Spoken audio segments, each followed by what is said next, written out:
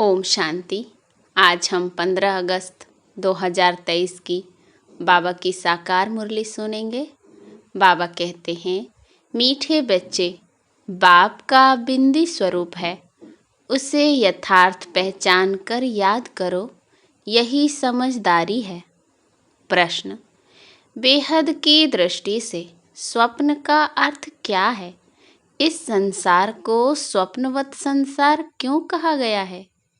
उत्तर, स्वप्न अर्थात जो बात बीत गई।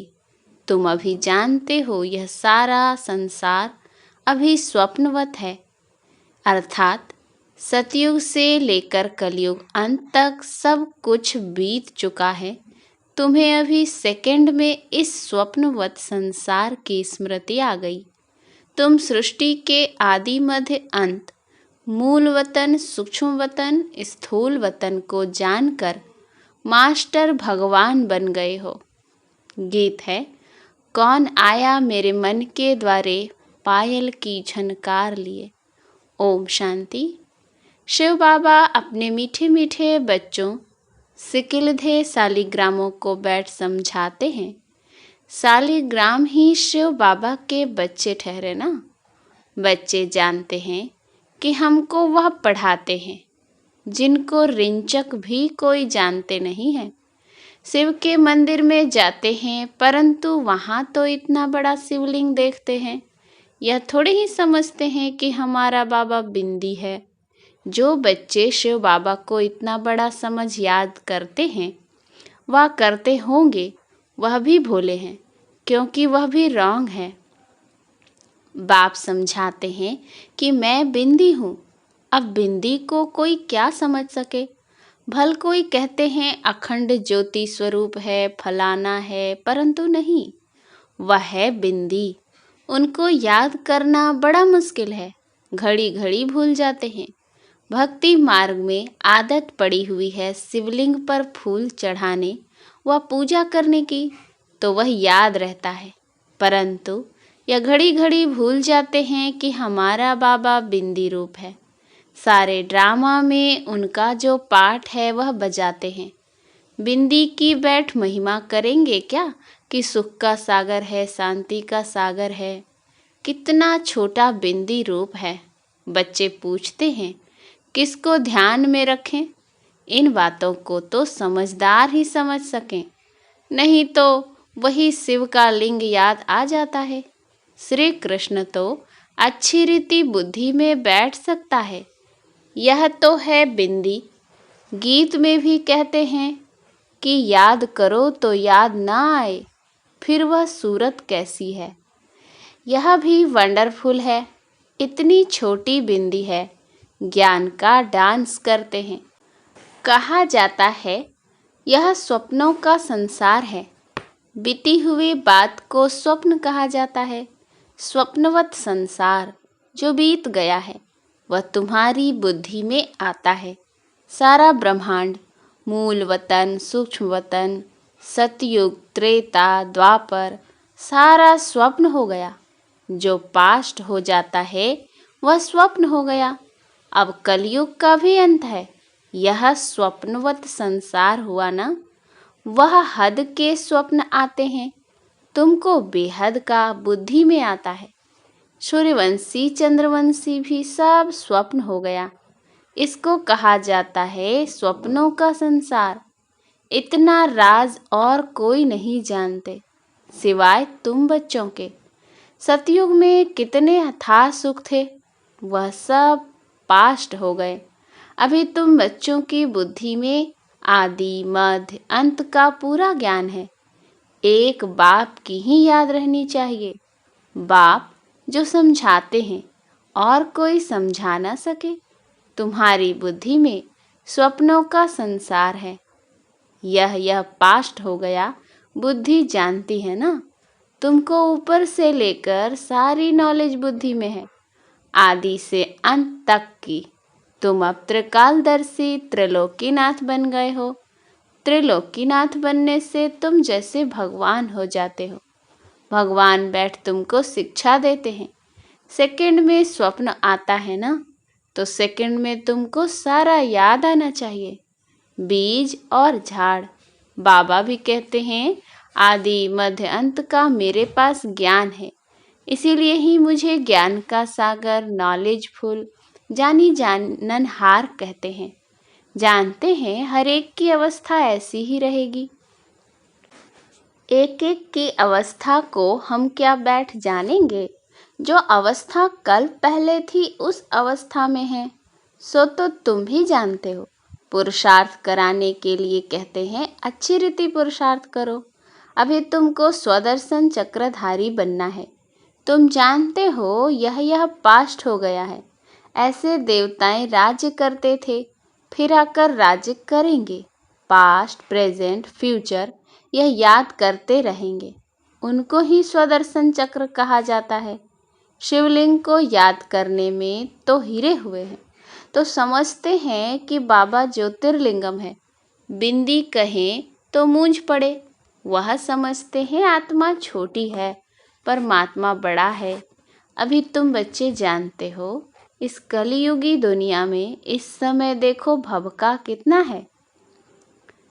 इसको माया का भवका कहा जाता है। माया का पंप है कहते हैं ना।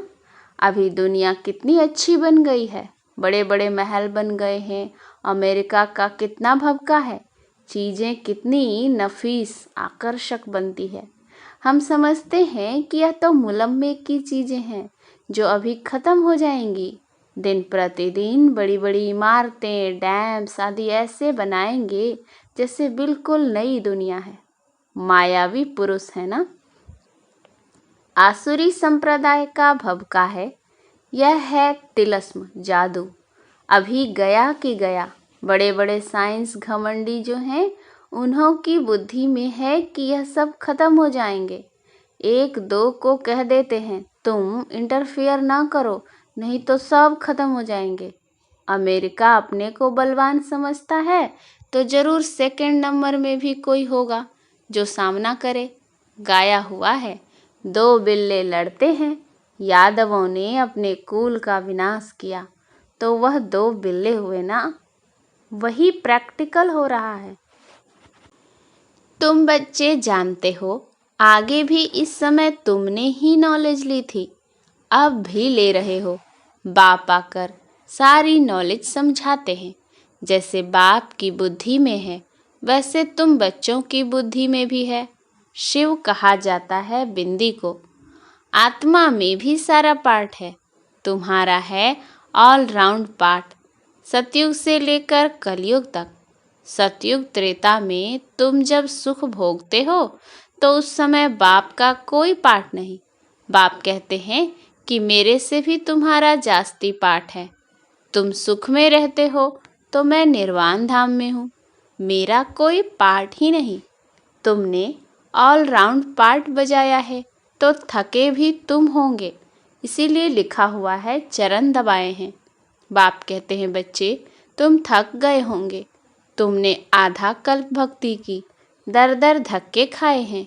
भक्ति मार्ग में भटकते भटकते तुम थक जाते हो, फिर बाप आकर उजूरा देते हैं, पुजारी से पूज्य बना देते हैं। तुम जानते हो हम सब पूज्य थे फिर पुजारी बने हैं। ऐसे नहीं कि परमात्मा आपे ही पूज्य आपे ही पुजारी है, नहीं, हम ही बनते हैं। भारत ही अविनाशी खंड गाया जाता है। भारत है शिव बाबा की जन्मभूमि। जन्मभूमि पर ही मनुष्य कुर्बान होते हैं।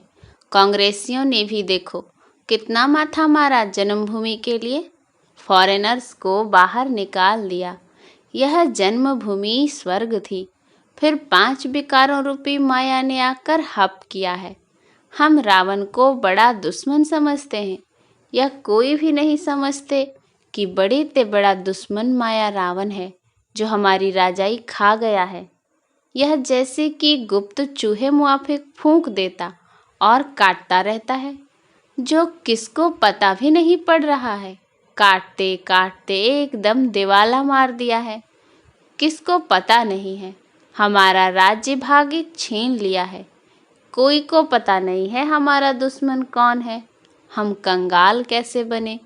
माया बड़ा चूहा है, आधा कल्प खाते खाते भारत को कौड़ी जैसा बना दिया है।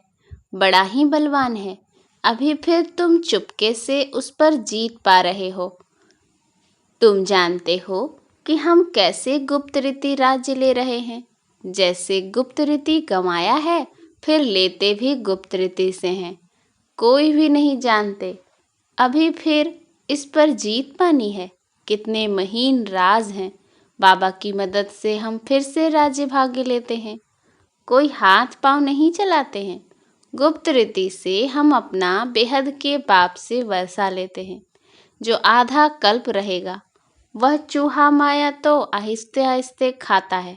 और तुम अभी राज्य एक ही बार ले लेते हो 21 जन्म के लिए। 84 जन्मों का राज भी तुमको समझाया गया है। इतने इतने जन्म लिए हैं। तुम जानते हो सतयुग में हमारी आयु बहुत बड़ी थी। फिर अपवित्र भोगी बनते हैं तो द्वापर कलयुग में 63 जन्म लेते हैं। यह बाबा बैठ समझाते हैं।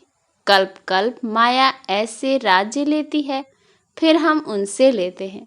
गीत में गाते तो हैं, कौन देश से आया कौन देश में जाना, परंतु समझते नहीं हैं। तुम तो जानते हो आत्मा किस देश से आई है, क्यों आई है। सारा चक्र बुद्धि में है। सारे ड्रामा में हीरो हीरोइन पार्ट है शिव बाबा का। शिव बाबा के साथ पाठधारी कौन कौन है। पहले पहले जन्म देते हैं ब्रह्मा विष्णु शंकर को, फिर तुम बच्चों को। तुम बाप के साथ मददगार ठहरे। बाप अपना पाठ बजाकर अपने धाम चले जाते हैं और तुम मददगारों को भी साथ में मुक्ति धाम में ले जाते हैं। तुम मुक्ति धाम जाकर फिर जीवन मुक्ति में चले जाएंगे। कितना अच्छी रीति बुद्धि में रखना चाहिए। तो यह है स्वप्नों का संसार जो बीत गया। तुम जानते हो कि सतयुग त्रेता में देवी देवताएं रहते थे, अभी नहीं है। गीत का कितना गुह्य राज है। कैसे स्वप्नों का संसार बुद्धि में लेकर बैठे हैं। सारा चक्र कैसे फिरता है। जो नॉलेज बाबा में है वह हमारे में भी है। बेहद के बाप में ही यह सारी बेहद की नॉलेज है। बच्चे जानते हैं यह भी स्वप्न हो जाएगा। यह बड़ी समझने और समझाने की बातें हैं। सतयुग त्रेता में यह बातें किसकी बुद्धि में होती नहीं। गुह्य पॉइंट्स मिलती रहती हैं। बुद्धि में सारा चक्र रहना चाहिए। भक्ति मार्ग क्या है, कब से शुरू होता है, इससे कुछ भी फायदा नहीं हुआ। भक्ति करते करते नुकसान में ही आ गए हैं। अब फिर से तुम कौड़ी से हीरे जैसा बनते हो। माया कौड़ी मिसल बना देती है। बाबा ज्ञान डांस सिखलाते हैं, फिर वहाँ जाकर तुम डांस करेंगे। यह बातें बड़ी वंडरफुल जानने लायक हैं। यहाँ की रस्म रिवाज वहाँ बिल्कुल नहीं होती है। वह है ही वॉइसलेस वर्ल्ड। वहाँ माया का नाम निशान नहीं होता। पहले तुम बाबा को याद करो, वर्षा तो ले लो, बाकी वहाँ की रस्म रिवाज जो होगी वही चलेगी। वहाँ की रस्म रिवाज सब नई होगी। वहाँ यह उत्सव आदि होंगे नहीं। यहाँ गमी उदासी रहती है, तब साध माना उत्साह दिलाने वाले उत्सव मनाते हैं। वहाँ तो नित्य है ही साध माना, रोने की दरकार नहीं रहती है। उत्सव मनाने की बात नहीं रहती। सदैव हमारे बड़े दिन होंगे। वहाँ शादी भी धूमधाम से होती है। दहेज मिलता है, दास दासियाँ मिलती हैं, बाकी त्योहार आदि की दरकार नहीं रहती। यह है ही संगम के त्योहार जो भक्ति मार्ग में मनाए जाते हैं। वहाँ तो सदैव खुशियाँ ही खुशियाँ हैं। अच्छा, मीठे मीठे सिकिलधे बच्चों प्रति माता पिता बाप दादा का याद प्यार और गुड मॉर्निंग। रूहानी बाप की रूहानी बच्चों को नमस्ते। हम रूहानी बच्चों की रूहानी बाप दादा को याद प्यार गुड मॉर्निंग और नमस्ते नमस्ते नमस्ते। धारणा के लिए मुख्य सार। पहला, स्वदर्शन चक्र फिराते माया पर गुप्त रीति विजय प्राप्त करनी है। बाप समान नॉलेजफुल होकर रहना है। दूसरा, बाप जो है जैसा है उसे यथार्थ बिंदी रूप में जानकर याद करना है। बिंदु बन बिंदु बाप की याद में रहना है, भोला नहीं बनना है। वरदान, बाप के डायरेक्शन प्रमाण सेवा समझ हर कार्य करने वाले सदा अथक और बंधन मुक्त भव। प्रवृत्ति को सेवा समझकर संभालो, बंधन समझकर नहीं। बाप ने डायरेक्शन दिया है, योग से हिसाब किताब चुकतू करो। यह तो मालूम है कि वह बंधन है, लेकिन घड़ी घड़ी कहने व सोचने से और भी कड़ा बंधन हो जाता है, और अंत घड़ी में अगर बंधन ही याद रहा तो गर्भ जेल में जाना पड़ेगा। इसीलिए कभी भी अपने से तंग नहीं हो, फंसो भी नहीं और मजबूर भी न हो। खेल खेल में हर कार्य करते चलो तो अथक भी रहेंगे और बंधन मुक्त भी बनते जाएंगे। स्लोगन, भ्रकुटी की कुटिया में बैठकर तपस्वी मूर्त होकर रहो, यही अंतर्मुखता है। अच्छा, ओम शांति।